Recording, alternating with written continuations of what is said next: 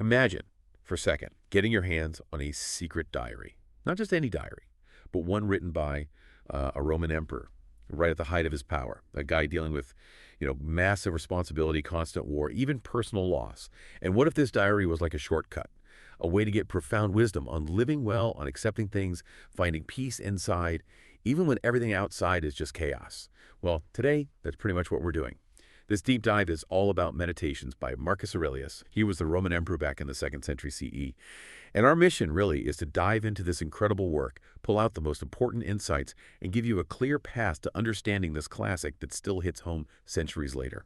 So let's start with what this book actually is. Marcus Aurelius, okay, Roman emperor, 2nd century CE. But here's the kicker. He never meant for anyone else to read it. This was his private journal, his own thoughts, his reflections. And that gives us this incredibly rare, intimate look into the mind of a ruler who was frankly overwhelmed. War, politics, personal stuff, it was relentless. But Yeah, and what's really remarkable is that it's not just random jottings. The whole thing is steeped in Stoicism.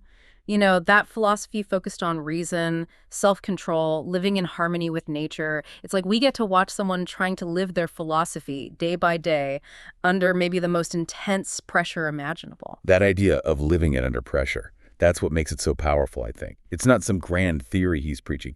It's more like notes to self, Right. reminders, corrections, him wrestling with how to be virtuous when the world is, well, chaotic. Yeah.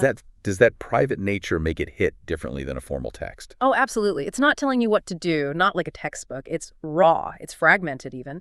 When you read it, you see it split into 12 short books, kind of like chapters, filled with these aphoristic thoughts. It can feel repetitive sometimes, yeah, like he's drilling these truths into his own head, but it's so sincere. It reads much more like a spiritual diary, really, than a polished book. I definitely picked up on that. He often writes in the second person, like, you should do this. But he's talking to himself, right? Yeah. Constantly saying things like, okay, death is natural, suffering happens, virtue's the only real good.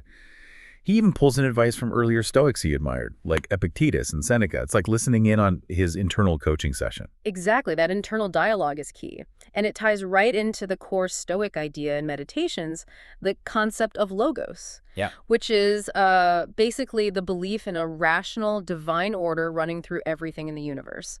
So, for Marcus, living a good life means aligning yourself with that cosmic order. It means accepting what you can't control.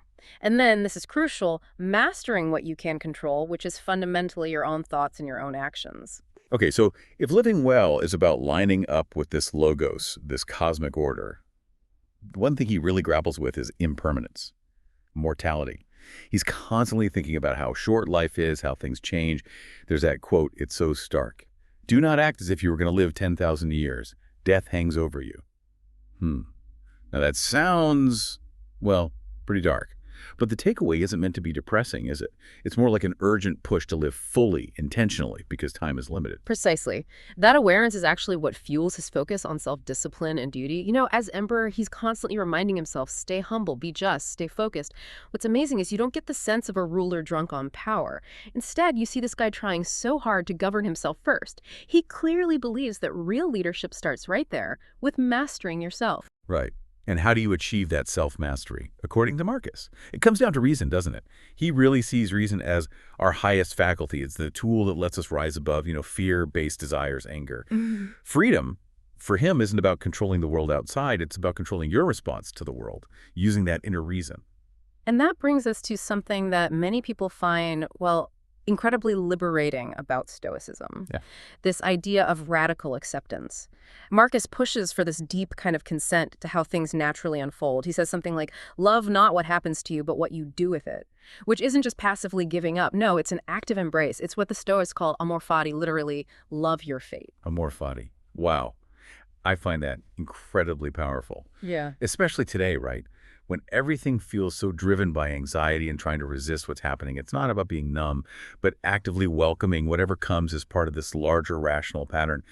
That perspective, that feels like real freedom. It really can be. And I think what makes meditation stick with people century after century is that reading it feels like you're eavesdropping on this wise but also really tired soul. His vulnerability. That's Yeah. what makes him so relatable. I mean, he's the emperor of Rome, but he's struggling with the same fears, frustrations, temptations that we all do. Yeah, that relatability is huge. I remember reading one line and it stopped me cold. Hmm. You have power over your mind, not outside events. Realize this and you will find strength. Hmm. Just that one sentence, it can completely shift how you look at stress and uncertainty. It's such a potent reminder that peace comes from within, from reason and virtue, not from trying to bend the world to your will. What about you? Is there a passage that really stands out for you? That one's definitely a core message. For me, it might be the constant return to integrity. What Marcus shows, maybe more than anything, is that real influence, real leadership, it doesn't come from the title or the power. It springs from that inner commitment to virtue, to doing the right thing, even when it's hard.